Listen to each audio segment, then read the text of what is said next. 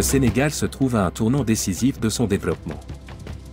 Avec une population jeune, dynamique et en pleine expansion, le pays dispose d'un levier économique majeur, le dividende démographique. Il s'agit de cette période où la croissance économique s'accélère, parce que la proportion de personnes en âge de travailler entre 15 et 64 ans devient plus importante que celle des personnes dépendantes, enfants et personnes âgées. Cependant, ce potentiel demeure fragile. Aujourd'hui, une part considérable du budget national est consacrée aux dépenses courantes, tandis que les investissements dans l'éducation, la santé des femmes et des adolescentes, ou encore l'emploi des jeunes, peinent à suivre le rythme. Les observatoires nationaux du dividende démographique ont été mis en place par les gouvernements. Ils donnent vie aux données qui deviennent des évidences claires pour guider les politiques et les investissements.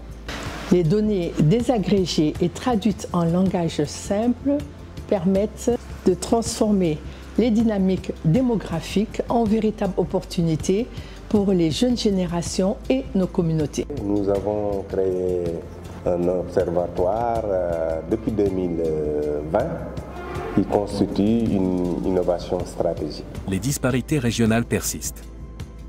Les femmes, véritables actrices du changement, restent insuffisamment financées.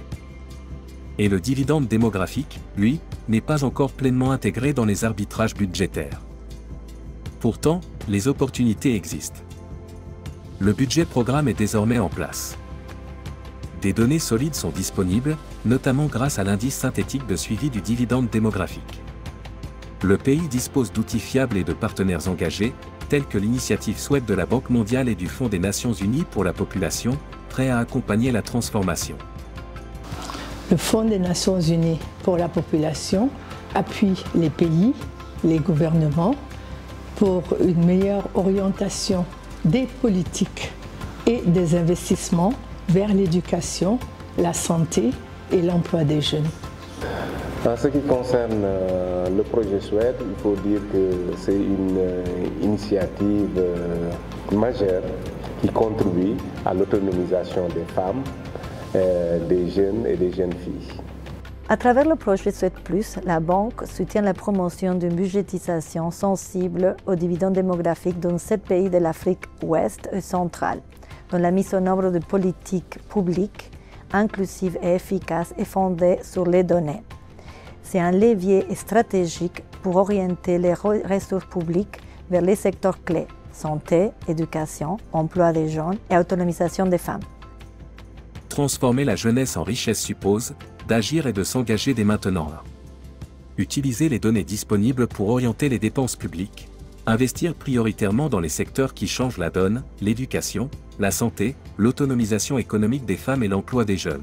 Renforcer les capacités des parlementaires et des décideurs pour analyser et voter des budgets intégrant le dividende démographique. Le Sénégal aussi a mis en place ce qu'on appelle la budgétisation sensible au dividende démographique, qui permet aux autorités de faire une meilleure allocation des ressources budgétaires. Les parlementaires jouent un rôle central dans la concrétisation du dividende démographique. La BSDD donne aux décideurs et aux particuliers aux parlementaires des outils concrets pour assurer que chaque franc dépensé contribue réellement à un développement inclusif et durable. Je tiens à féliciter le Sénégal, dont l'Observatoire national du dividende démographique est institutionnalisé, gage d'une meilleure durabilité. Aux parlementaires, aux ministres, aux conseillers. Le dividende démographique ne s'attend pas. Il se construit. Ensemble, faisons du budget un véritable levier de transformation sociale et économique.